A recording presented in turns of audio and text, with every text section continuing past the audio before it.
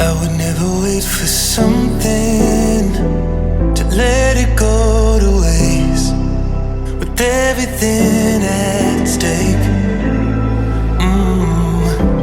not that I would take it all back. I just wanna make this thing last, but we're running out of time. We were doing alright, holding on, but I'm losing the fight. Could we run away? I know if we just hit ground running, closing off all the world with no light coming in. Halo semua, selamat datang di channel Muhammad Iqbal Pratama. Ini adalah MG5 GT. Ini merupakan mobil compact sedan ya. Tapi, berapa sih kalian expect harga mobil ini? 800 juta atau bahkan 1 miliar lebih? Berapa? Coba tulis di kolom komentar. Mobil ini adalah sebuah compact sedan dan pada video kali ini kita akan bahas karena mobil ini menawarkan berbagai fitur dan juga teknologi canggih yang sangat menarik untuk kita lihat. Oke, dari bagian eksterior ini bisa dilihat, begitu eksotisnya, begitu cantiknya, begitu sportinya mobil ini yang dapat kita lihat dari bagian luarnya. Karena memang untuk dari segi desain ini saya akui mobil ini benar-benar cantik banget, benar-benar sporty banget, benar-benar elegan banget.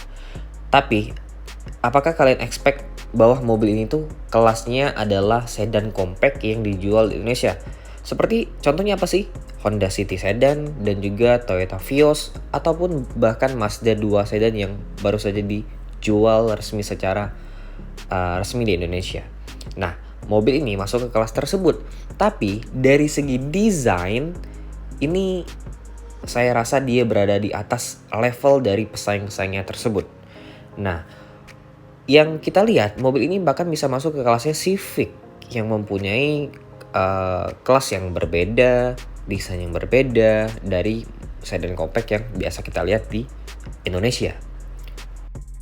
Bisa dilihat dari bagian grillnya itu benar-benar agresif banget ya. Ya, ini mengingatkan saya ke salah satu mobil Eropa yang kalian tahu lah ya siapa. Tapi terlepas dari itu desainnya benar-benar ganteng banget. Kemudian potongan lampunya itu benar-benar kayak garang banget ya. Karena lampunya sendiri itu sudah menggunakan full LED, mau dari lampu jauh dan juga lampu dekatnya menggunakan proyektor yang satu, yaitu menggunakan proyektor yang LED. Termasuk juga ada DRL yang begitu mempunyai desain mengotak dan cantik sekali di bagian situ. Dan di bagian depan sini, di bawah pun itu nggak ada yang namanya fog lamp, mengikuti tren mobil-mobil Eropa zaman sekarang.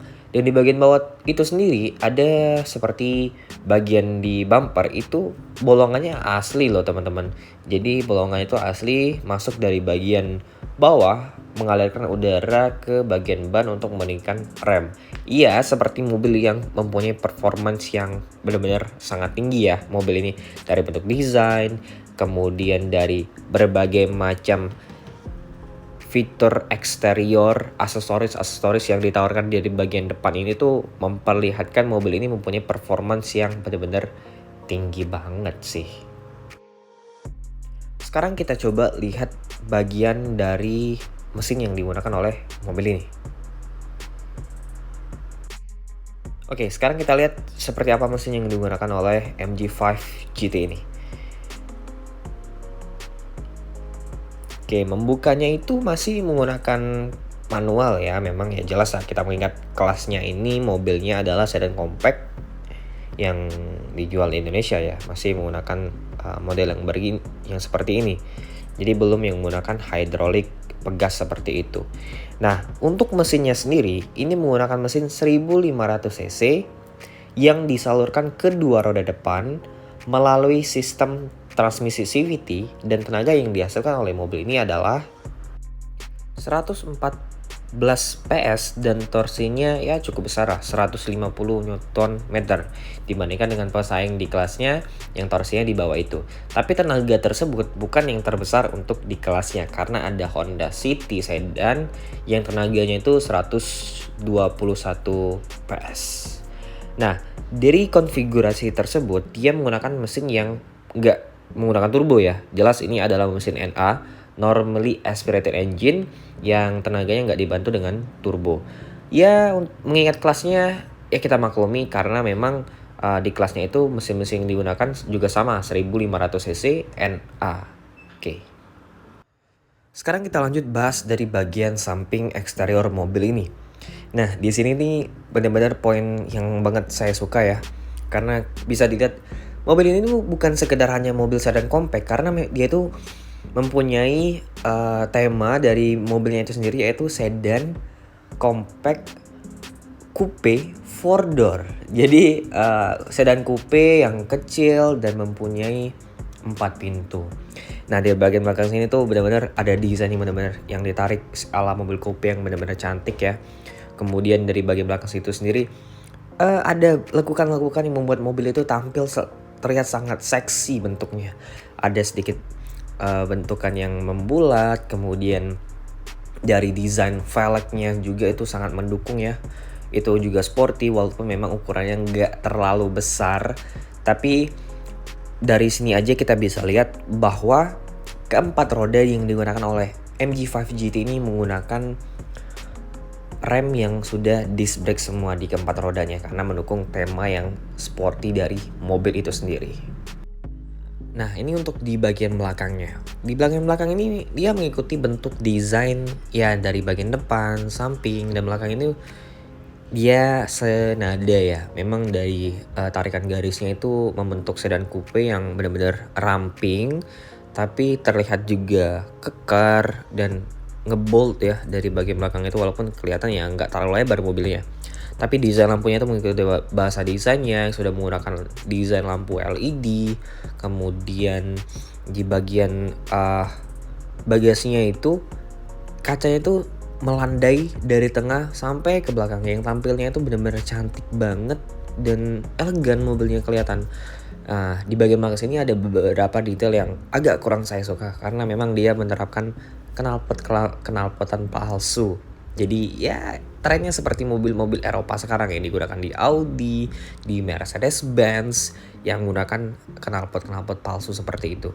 Terlihat ada 2 buah muffler, tapi aslinya itu hanya 1 buah muffler yang diumpetin di bagian bawah situ. Dan di bagian tengah tuh ada ala-ala seperti diffuser ya. Kemudian di bagian belakang sendiri pun terdapat 1 buah kamera mundur, dan bukan hanya itu, mobil ini memiliki kamera 360 yang ada di kaca spion kanan dan kiri dan juga di bagian depan. Dan sekarang kita lihat seperti apa bagasi dari mobil ini.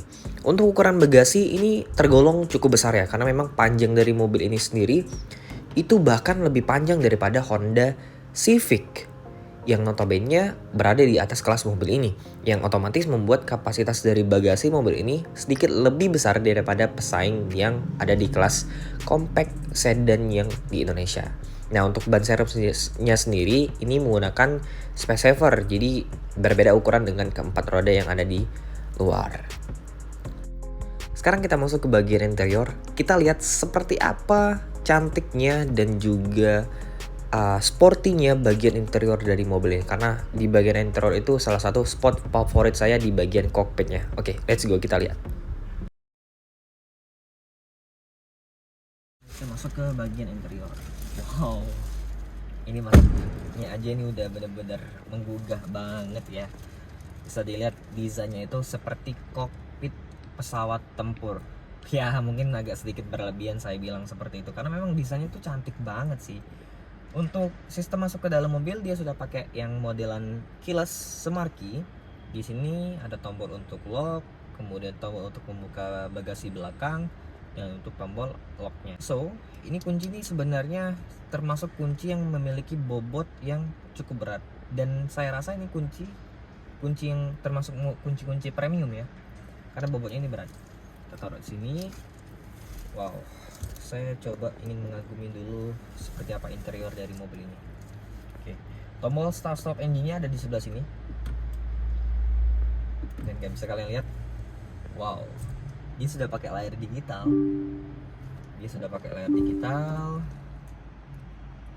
Kemudian informasi itu bisa ditampilkan dengan sangat informatif dan juga berwarna ya di bagian situ. Kemudian yang paling saya suka tuh di bagian tengah sini loh.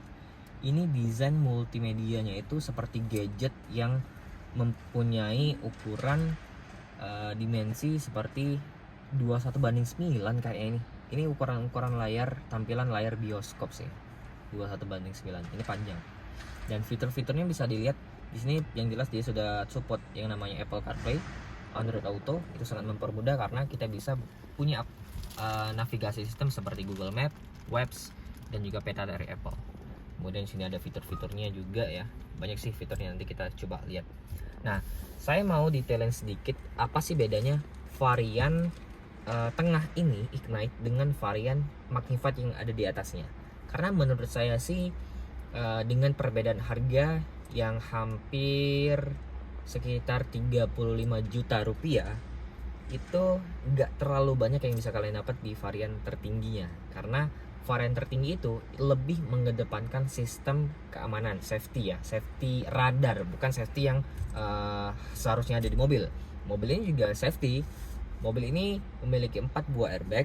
Kalau yang tipe tertinggi itu memiliki 6 buah airbag. Kemudian kalau yang tipe tertinggi itu dilengkapi dengan blind spot monitoring system, sistem keamanan radar seperti lane departure warning, untuk mengatasi ketika ada objek di depan kita nggak ngeh nih, dia akan mengerem secara otomatis dan lain sebagainya. Itu intinya fitur yang dikurangin di tipe tengah ini adalah fitur-fitur radar yang ada di mobil itu.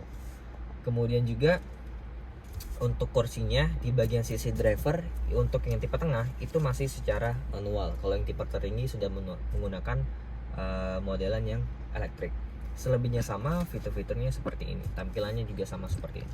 Oke, dari bagian setir, ini setirnya ya, satu lagi sih, setirnya ini kayaknya ini nggak dibalut dengan jahitan. Setahu saya kalau yang tipe tertinggi itu dia ada jahitan merahnya di bagian sini, jadi ada kesan-kesan favoritnya di bagian sini. Oke, itu bedanya lagi. Ini juga sama, dia dibuat flat bottom. Untuk tampilan displaynya juga tetap sama. Untuk cruise control, dia ada cruise control di bagian sini, tapi memang cruise controlnya belum menggunakan adaptif. Termasuk juga tipe tertinggi yang dilengkapi dengan sistem radar, cruise controlnya masih cruise control biasa, belum yang menggunakan adaptif cruise control. Nah, dari segi material yang saya ingin bahas di sini, pertama-tama, material ya, kita nggak bisa expect mobil yang harga 300 jutaan atau bahkan 400 jutaan lebih ini dengan desain eksterior yang luar biasa cantik dan desain interior yang luar biasa menarik seperti ini mengharapkan ada material empuk. Ya, di sini memang semuanya itu menggunakan material yang hard plastik semua. Dari bagian atas sampai ke bagian sini-sini itu semuanya menggunakan material yang full plastik. Ya, ada sih radar di bagian sini, ada aksen black piano, dan di bagian door trim juga sama, di bagian atasnya plastik. Kemudian di bagian tengah sini baru ada nih kayak aksen-aksen kulit warna merah dan juga warna hitam. Tuh, cuman di bagian sini. Tapi saya nggak masalah ya, karena memang desainnya itu walaupun nggak ada bahan empuk, tapi tetap menggugah sekali. Nah, yang ingin saya komplain adalah di bagian sini, posisi berkendara. Posisi berkendaranya menurut saya ini agak sedikit kurang. Untuk mobil yang sesporty ini ya, kita expect mobil ini adalah mobil yang punya performance yang sangat tinggi. Kita expect seperti itu karena desainnya sangat menarik. Dia itu nggak bisa teleskopik, jadi setirnya itu cuma bisa tilt, naik turun. Dia nggak bisa teleskopik. Tuh, itu pertama. Kedua, ini joknya itu bisa diturunin sampai ke yang paling rendah. Nah, ini udah paling rendah. Bisa dimaju mundurin juga sih, jelas. Oke, ini bisa juga di reclining. Ini coba saya atur posisi berkendara saya. Yang ideal ya, yang ideal. Oke, tangan saya ini pas. Ini posisinya udah yang paling rendah. Tapi saya merasa ini tuh masih agak ketinggian untuk sebuah ukuran sedan. Kaki saya tuh nggak bisa lurus selonjoran nih, tuh masih ngelekuk kayak bawa mobil hatchback di sini. Padahal desain tampilannya itu udah bener-bener kayak mobil yang bener-bener rendah dan bener-bener coupe. Harusnya bisa dibuat lebih ngedelep lagi ke bawah, dan posisi kaki itu bisa selonjoran. Setir itu harusnya bisa teleskopik, jadi menghasilkan posisi berkendara yang sangat sporty. Contohnya, kalian bisa lihat review Honda Civic Turbo, itu posisi berkendara yang sangat benar-benar ideal. Nah, mobil ini belum bisa mengekspektasi hal tersebut. Mungkin Honda City sedan itu posisi berkendaranya akan jauh lebih enak daripada mobil ini, tapi ya itu tampilannya nggak secantik mobil ini. Oke, ini kalau misalnya saya mundurin lagi ya, saya mundurin, kaki saya bisa selonjoran, tapi tangan saya kejauhan nih, tuh jauh banget. Jadi harus maju, tangannya pas, tapi kaki tuh ini capek nih, capek. Kakinya nganekuk di bagian sini. Tinggi saya nggak tinggi-tinggi banget sih, tinggi saya cuma 170 cm. Oke, kita lihat fitur yang ada di bagian displaynya. Display sini dia bisa menampilkan berbagai macam kondisi ya. Di bagian situ ada pengaturannya. Oke, pengaturannya bisa dilihat ada berbagai macam speed warning, service, dan lain sebagainya. Ya, ini fitur-fitur basic untuk mengatur kendaraan ya. Nah, ini ada akselerasi ya, timing ya, kurang lebih seperti itu. Lagi ke warning information. Oke. Dari display yang ada di bagian sini, itu informasinya juga cukup banyak yang bisa ditampilkan. Nah, selebihnya kalau di bagian sini bisa dilihat karena memang nuansanya adalah mobil Eropa, sen itu diletakin di bagian sisi kiri. Yang wiper ada di sebelah kanan. Nah, masuk lagi ke bagian tengah sini, fitur-fiturnya seperti yang sudah saya sebutkan, dia support Apple CarPlay dan juga Android Auto, dan ada berbagai macam pengaturan multimedianya, termasuk ada radio, kemudian di sini ada pengaturan lampu, kunci mobil, sistem dari mobilnya sendiri. Ini mode berkendara, ada urban, normal, dan dynamic. Balik lagi ke home, di bagian sini ada tombol-tombol untuk mengatur AC. AC-nya cukup lengkap pengaturannya, ada front defogger, ada rear defogger, kemudian juga pengaturan arah semburannya juga bisa diatur lewat layar sini. Toh, bisa diatur nih. Speed fan-nya, suhunya, dan arah semburan ke kaki, ke kepala, ke defogger. Ya, seperti itu. Ke bagian bawah ada desain AC yang bentuknya kayak ada honeycomb seperti itu. Ke bagian sini lagi dia ada soket 12 volt dan 2 buah solokan USB yang masih menggunakan tipe A. Di bagian sini ini cuma tempat untuk taruh kunci ya, ada rubber karet seperti itu. Kemudian untuk transmisinya dia menggunakan CVT tapi ada mode manual virtual 8 speed. Untuk gigi mundurnya dia ada kamera 360. Termasuk dia di tipe tertinggi ini tersedia. Kamera 360 nya bisa dilihat nih, ada berbagai macam view di bagian sini untuk di sebelah kanan, di depan, di kiri, dan di sini. Dan kita bisa lihat di layar ini yang tampilannya juga cukup informatif, yang bisa diubah menjadi bagian 3D seperti ini. Wow, ini nggak saya expect sih, di rentan harga 300 jutaan kita dapat fitur yang seperti ini. Lanjut lagi di bagian sini, dia ada rem parkir yang sudah dilengkapi dengan sistem auto brake hold yang menggunakan rem parkir yang jelas ini elektrik, jadi nggak perlu lagi menggunakan otot. Di bagian belakang sini dia ada 2 buah cup holder, kemudian di sini bisa dibuka tempat penyimpanannya dan dilapis dengan bahan rubber. Tapi di sini nggak lagi ada yang namanya colokan USB. Nah, satu lagi nih fitur pamungkasnya di atas nih, dia punya sunroof dan ya bisa dibilang panoramik lah. Wow, untuk harga mobil yang 375 jutaan kalian dapat desain yang luar biasa cantik, dilengkapi dengan sunroof pula. Untuk tipe tengah itu tetap dilengkapi dengan fitur ini, apalagi tipe tertinggi ya. Yaitu yang saya bilang tadi, tipe tengah walaupun kalian pilih yang harganya tengah-tengah seperti ini, kalian tetap dapat fitur yang terasa bahwa mobil ini punya value yang sangat berkelas. Oke, kita lanjut bahas di baris kedua seperti apa luasnya kabin di baris kedua. Let's go. Sekarang saya masuk ke baris kedua. Nah, di sini nih. Oke, ini posisi berkendara saya tadi, saya tinggi 170 cm. Untuk ruang kaki ini jelas aman ya, luas banget untuk ruang kakinya. Kaki saya masih bisa masuk ke kolong sedikit. Untuk ruang kepala, coba kita lihat. Ini sedan coupe. Yang jelas biasanya sedan coupe itu untuk headroomnya itu sangat tidak memadai. Di sini, ya ini kepala saya hampir mentok sih, hampir mentok. Kalau yang orang yang lebih tinggi dari saya kayaknya mentok sih. Ini joknya empuk ya, walaupun dia leather, tapi ini leathernya bagus.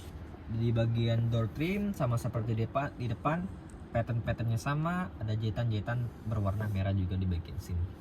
Nah, kalau di tengah sini ya kurangnya dia nggak dapat ini ya, nggak dapat armrest di bagian tengah. Kemudian fitur yang kita dapat lagi di sini apa ya?